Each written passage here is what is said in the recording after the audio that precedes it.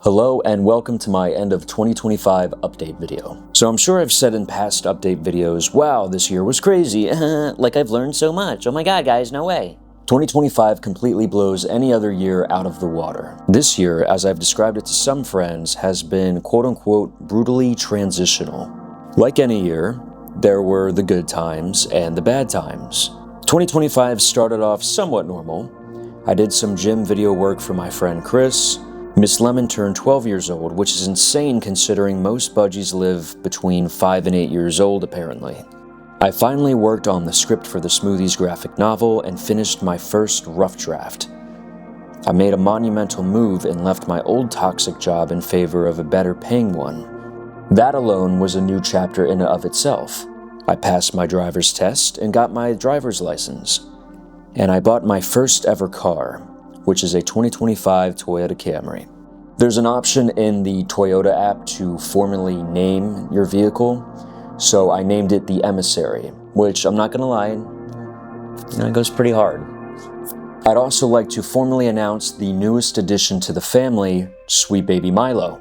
Milo was born back in February of this year, and he's a purebred black lab. He's full of energy, and he even wears me out, but maybe I'm just getting old. This year, I took great interest in physical media and released my first ever book titled The Bunker Paradox, which put the Bunker saga to a close. I put the 2 movies on DVD and made a CD with all of my cousin's music on it, all of which were sold together in the collector's edition sold exclusively on Etsy. I'd like to take a quick moment to thank everybody who bought The Bunker Paradox this year, whether it was the hardcover copy or the paperback, which can both be found on Amazon. Also, huge shout out to everyone who bought the collector's edition, including a woman all the way in Germany. It's crazy to think I have people all over the world watching or reading stuff that I've made. I also did a lot of traveling this year. In September, I went back to England to visit my girlfriend for 2 weeks, and got to revisit the likes of York, Durham, and even new places such as Scotland. Towards the end of the trip, we revisited Whitby, where I finally popped the question. She said yes, thus starting our fiancé era. I was blessed with great weather for the trip, and I couldn't be more grateful for the hospitality her parents had shown me. I kept myself busy with editing and releasing Whitby's Night of Terror, and eventually, a little bit further down the line, South Seacha and Pulpetta. I also went out to San Diego for Thanksgiving, which was my first time in the desert for about 20 years. I had a lot of time to travel this year, and I was fortunate enough to get away from work and get away from personal life and kind of just experience the world and see it from a different perspective. When you're working all the time, when you're caught in your thoughts, things get a little hectic. But I've realized that traveling the world and just seeing things in person really does make a difference for your mental state and mental clarity. Now, what's next for the future? Well, the Smoothies graphic novel is looking like it's going to take the longest out of any project of mine to be made. The script for it is being perfected, and artwork and coloring should hopefully begin in the new year. Here's to hoping for a 2027 release. As for DV99, there's one final installment remaining for my analog horror series, The Emissaries Files, titled Tragedy on Mount McKinley. This will be the grand finale, as our beloved emissaries go up against the tyrannical Benjamin Halloran. Without spoiling too much, if you've watched the Astral Brotherhood VHS tapes on my channel, you kind of know already which direction we're going in. Tragedy is a bit of a different breed, taking on the genre of more of a political thriller than Lovecraftian horror. Fear not though, there's still plenty of cosmic horror in the mix, although the main focus this time around are the main characters and their struggles working under Halloran's administration. Since the beginning of the Emissaries Files, I basically have had all 5 installments planned: The Cosmic Wanderer, Quentin Sanders' Anomaly, Asylum of the Atrocities, Whitby's Night of Terror, and Tragedy on Mount McKinley. So I've always kind of envisioned what I was building up towards, and that's why I'm giving Tragedy the movie treatment. It features an ensemble cast, a 93-page script, and will probably be over an hour and a half in length. Releasing alongside Tragedy on Mount McKinley, maybe about a month or two after release, just to give enough breathing room for everything, will be War of the Atrocities, a novel that serves as an epilogue to the Emissaries Files series. It takes place in the currently gray area of DV-99 and showcases a biblical battle between man and atrocities. I honed in on the weird and mystical for this book, as I wanted to sort of mirror the writings of the Book of Revelation found within the Bible. Later down the line will be the dark fantasy novel Atrocity Slayer, but that's looking like 2027 as well. 2026 will be a packed year for me, and I'll be a lot busier than usual, as there's a lot of things in my personal life that I need to attend to. But I will always find the time for these projects, as once I announce them, you already know I don't stop until I release them, even if it takes me, like the Smoothies graphic novel for example, 7 or 8 years. Not saying that Tragedy on Mount McKinley will take 8 years to develop, but with it being such a big project, it will take time. Finally, I wanted to make an official statement in regards to AI.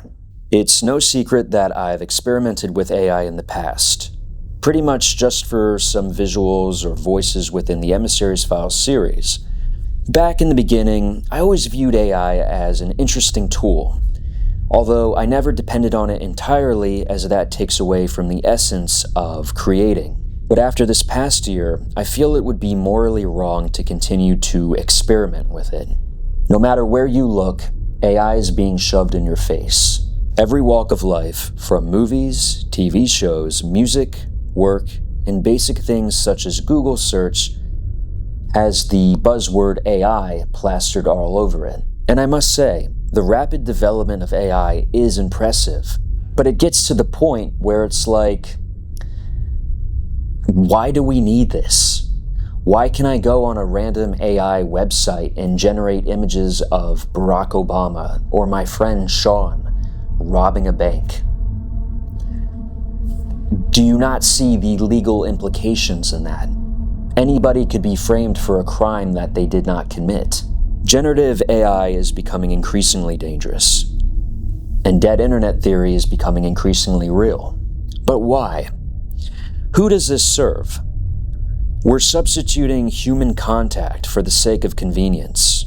When I was writing my book, The Bunker Paradox, which you can find on Amazon right now, by the way, I was looking through Amazon, and Amazon with KDP, Kindle Direct Publishing, makes it very easy for people like me, who's not in contact with publishers of any sort, to self-publish their own books, and that's great. But as I was looking through Amazon and these self-published books, there are, I'd say about 90% of them, the majority, AI slop. Whether it be the book covers or the inner contents, the actual book itself is all made with AI. It's lazy and it's disgusting. Just because you can doesn't mean that you should. Especially in the art world. Art is a reflection of the human soul. I'd rather watch a horrid movie made by real people like Birdemic than a soulless mockery made by AI. Yeah, the fish people in Whitby's Night of Terror were pretty cute. Like, look at that little face, you know, so cute. But if creating those images means benefiting large corporations that seeks to take away the art world from us, then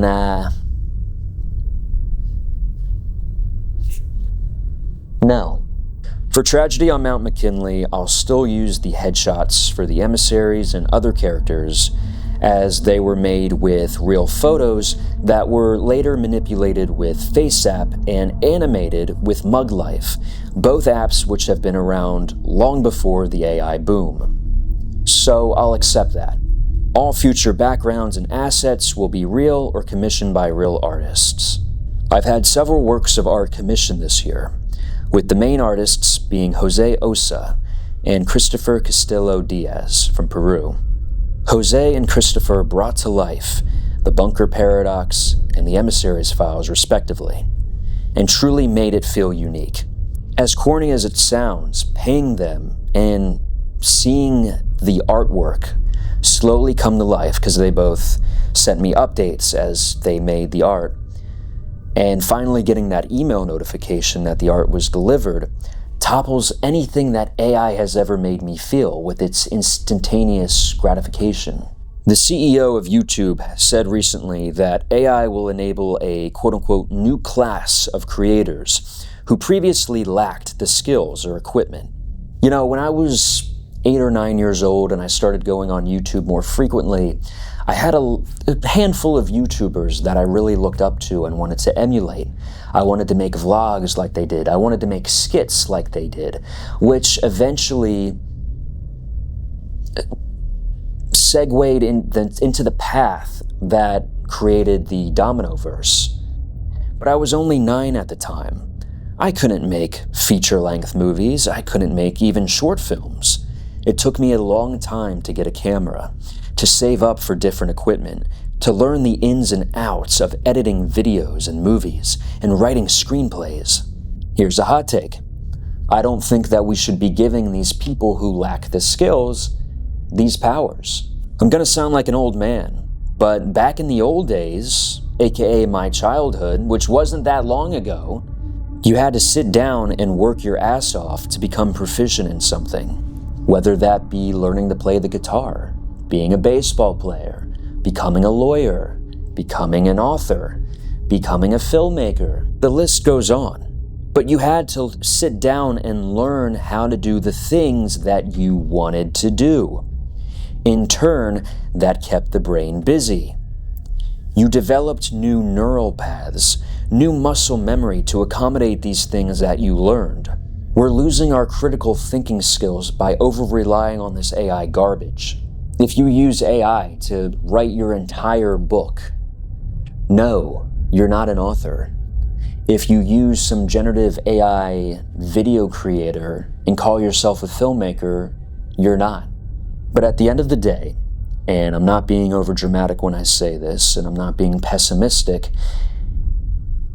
these fuckers would kill you if given the chance, if it meant to make them richer. And it's not far-fetched. Look what they're doing in the pharmaceutical industry. They're doing it in the food industry. This is no different. Your life and your ambitions mean nothing to these corporations. You're just a number. These people are soulless. In fact, I wouldn't even consider them people. They're godless heathens who are blood-sucking parasites who will stop at nothing to get richer. They've even gone so far as to emulate dead relatives' voices just so consumers can feel a sense of closure or peace or keep their relationships going in the virtual world. Like, this is fucking sick.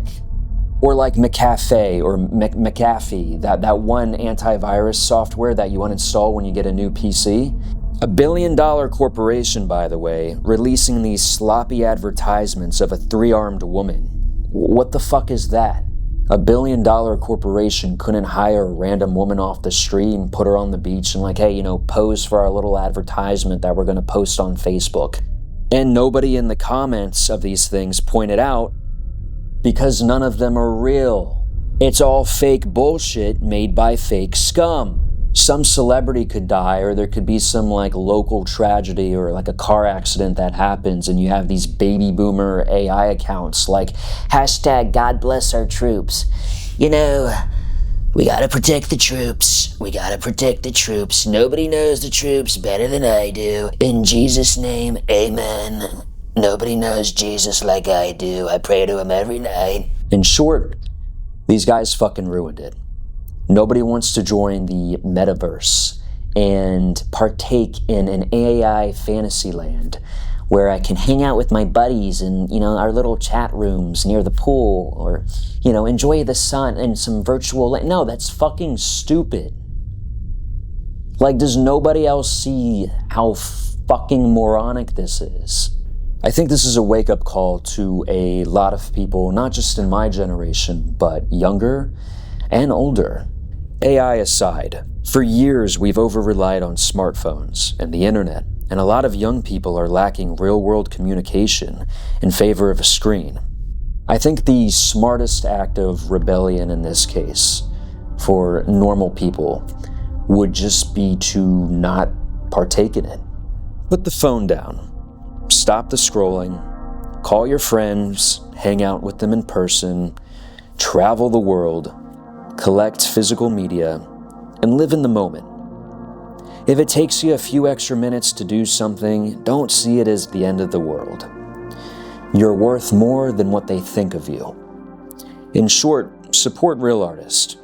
The world has become ever darker, and once you start going after real art, it's over. It's time to wrap it up.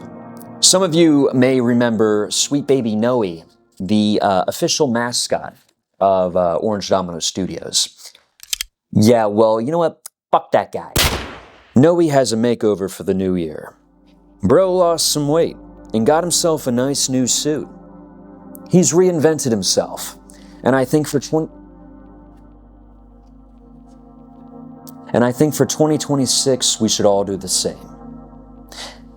And it's important now more than ever to keep creating, keep imagining and keep creating.